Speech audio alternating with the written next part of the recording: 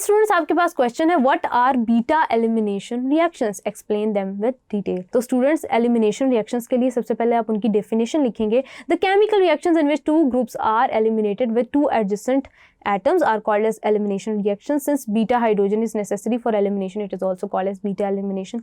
तो स्टूडेंट्स इसमें आप कंडीशंस बता रहे होंगे, बीटा हाइड्रोजन क्यों ज़रूरी है, कहाँ लोकेट करती है, उसको आप लेबल करके बताएंगे कि असल में बीटा हाइड्रोजन आप किसे कहते हैं।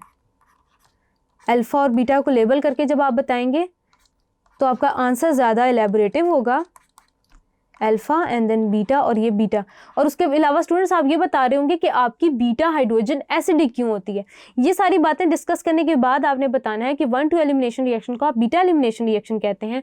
देन स्टूडेंट्स जब आपको डिटेल में डिस्कस करने का कहा गया है तो आपने E1 मैकेनिज्म से स्टार्ट करना है, E2 मैकेनिज्म भी मैंशन करना है और उनका हल्का सा एक कंपेरिजन भी आप देंगे, काइनेटिक एविडेंस के साथ लिखेंगे। तो स्टूडेंट्स पेज नंबर 135 पे जितना इसके अंडर नीट टॉपिक आ रहा है इसको आपने थॉरली डिस्कस करना है, तो आपका आंसर जस्टिफिएबल हो जाएगा।